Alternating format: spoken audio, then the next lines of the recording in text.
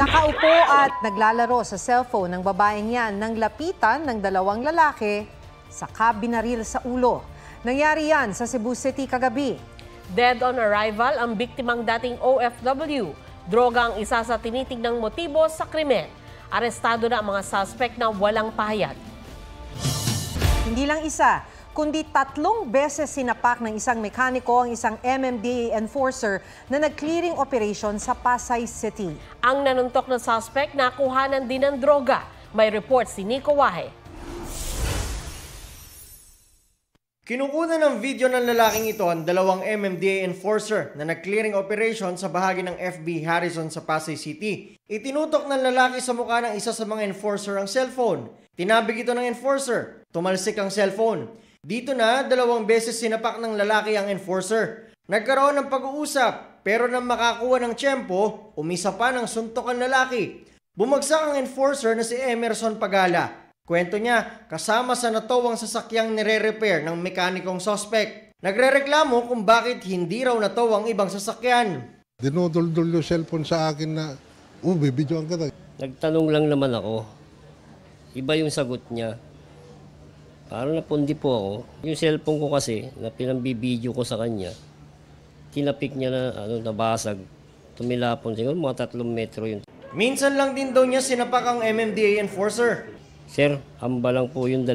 Yung panghuli po yun. Sinagot naman ng MMDA ang reklamo ng mekaniko sa mga ino-operate na sasakyan. Ang pagtutowing naman kasi natin kung lahat po yan, let's say sa isang kalsada, 30 sasakyan, we have to bring 30 tow trucks. But we cannot do that, always. So meron mga instances na meron tayong mga sasakyan na hindi po nantotow.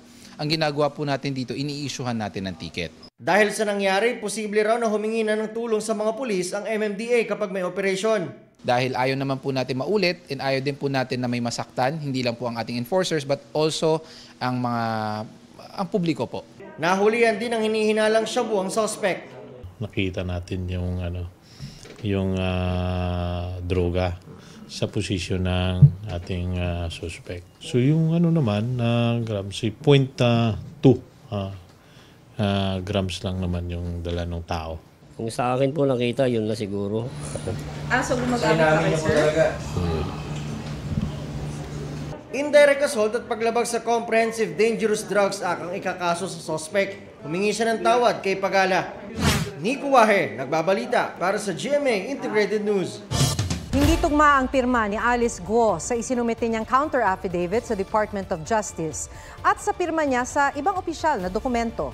Sinabi yan ng NBI nang suriin ang kontra-salaysay ni Guo sa human trafficking case na ipinanotaryo raw noong August 14, panahong wala na siya sa bansa.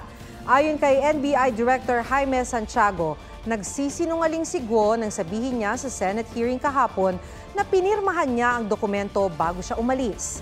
Ikinumpara raw ito sa pirma ni Guo sa Senate attendance noong September 9 at ilang dokumento. Sabi ni Senator Risa Ontiveros, dapat managot hindi lang si Guo, kundi maging ang kanyang abogado.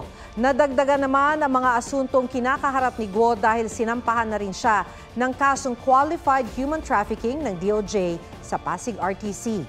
Kaugnay naman sa lumabas na unverified information na may dating PNP chief na nasa payola umano ni Guo, sinabi ni PNP spokesperson Colonel Jean Fajardo na may mga pangalang iniimbestigahan ng PNP kaugnay ng pagtakas ni Guo. Pero wala raw ang dating PNP chief doon. Gayunman, wala raw sasantuhin ng PNP kung totoo ang impormasyon.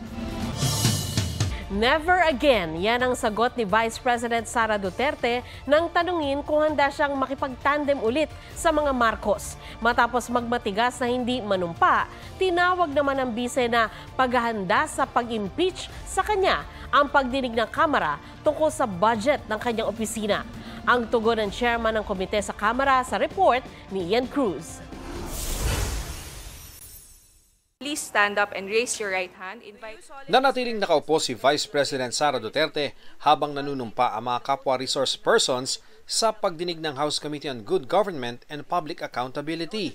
Inimbestigahan ng komite ang naging paggamit ng Office of the Vice President sa kanilang pondo. Ang nasa rules ninyo, witnesses lang po ang nag-o-oath. Wala po kayong rules sa resource persons? Ma'am, ano lang po yun Yung term lang po yun pero considered as a resource person din po kayo. Ay, Witness dito. din po at saka resource person po. Hindi niyo po sinabi na witness ako. Sinabi niyo po dito ngayon, resource persons. The Supreme Court says they are not the same.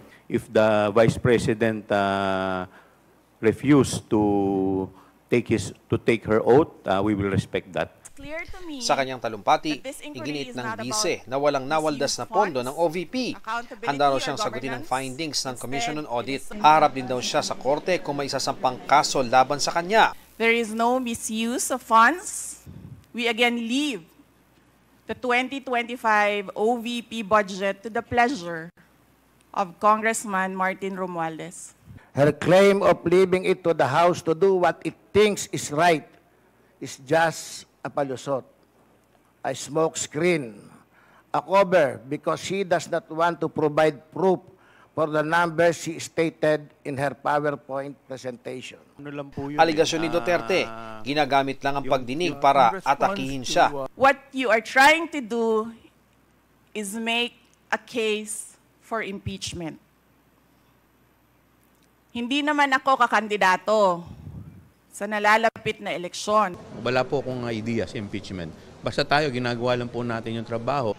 Hindi pa man tapos ang pagdinig, nagpaalam ng umalis si Duterte. Sa ambush interview, sinagot ni Duterte ang patutsada ni Speaker Martin Romualdez tungkol sa mga bumabatiko sa Kamara, gayong mali naman ang paggamit ng pondo. Malamang ako yon dahil tinatanong ninyo ako ngayon about sa kanyang speech. Kung ano yung ginagawa nila ngayon dyan sa loob, yan yung inilarawan niya sa kanyang speech. Sabi pa ni Duterte, huli silang nagkausap ni Pangulong Marcos nung nagbitiw siya sa gabinete. Hindi kami magkaibigan.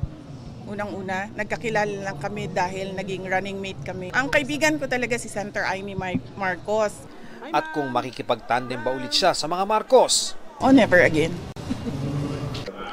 Wala pang pahayag sina Romualdez at Pangulong Marcos tungkol sa sinabi ni Duterte. Ian Cruz nagbabalita para sa GMA Integrated News. Umakyat na sa 20 ang napaulat na nasawi dahil sa pinagsamang epekto ng bagyong Ferdy, bagyong Hener at Habagat ayon sa NDRRMC. May report si Bam Alegre. Hinampas na malakas na alon ng Dipolog City Boulevard kasunod ng pagulan. Nagmistulang swimming pool ang kalsada. Nag-crack naman ang protection dike ng Amnay River sa Sablayan Occidental, Mindoro. Matapos lang ang ilang saglit, bakas na ang pagkawasak ng ilang bahagi nito. Naglalakihan itong mga tipak ng konkreto sa aking likuran. Tila walang kalaban-labang na itulak lang ng tubig. Ganito kalakas ang puwersa ng rumaragas ang ilog noong kasagsagan ng sama ng panahon dito, bagay na nagbibigay ng pangamba sa mga taga rito. Ang ilang residente, kusa ng lumikas. Nabalian sila ng katig. Na-rescue po namin. Nasagip ang 2 sakay ng isang bangkang hinampas ng hangin at alon habang nasa laot sa Balabac, Palawan. Sa Rizal, Palawan, dead on the spot ang isang lolo at kanyang 6 na taong gulang na apo matapos mabagsakan ng puno ng niyog ang kanilang bahay. 3 kaanak nila ang kritikal. Bam Alegre nagbabalita para sa GMA Integrated News. Nakalabas na ng Philippine Area of Responsibility ang bagyong Helen. Huling namataan ng Pag-asa ang bagyo, 915 kilometers northeast ng extreme northern Luzon. May lakas ng hangin na 85 kilometers per hour at bugsong aabot sa 105 kilometers per hour. Patuloy namang hinahatak at pinalalakas ng mga dating bagyong Helen at Hener ang hanging habagat na magpapaulan sa malaking bahagi ng bansa bukas. Nakataas naman ang yellow rainfall warning sa Bataan, Metro Manila, Pampanga, Zambales at Bulacan.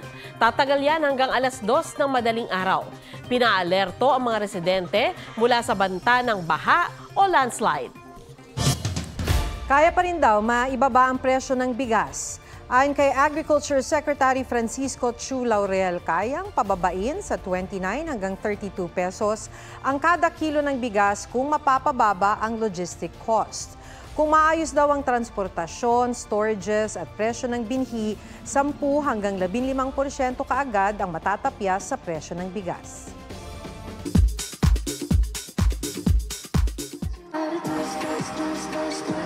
All-out performance ng Cat's Eye sa fan showcase sa Taguig sinalubong ng malakas na hiyawan.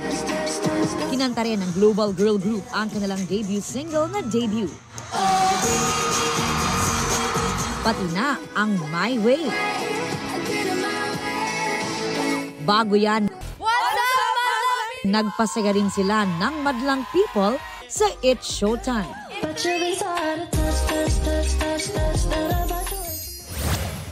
Miley Cyrus kinasuhan ng copyright infringement dahil sa paggaya umano ng kanta ni Bruno Mars na When I Was Your Man para sa hit song niyang Flowers. Inihain ng Tempo Music Investments na partial copyright holder ng kanta ni Bruno ang lawsuit pero hindi kasama sa mga nagkaso si Bruno. Wala pang pahayag sina Miley at Bruno. BTS member na si J-Hope looking forward sa pagtatapos ng military service next month. Aubrey Carampel nagbabalita para sa GMA Integrated News.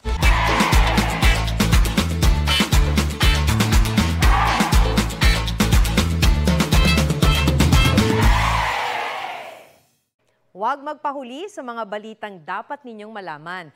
Mag-subscribe sa GMA Integrated News sa YouTube.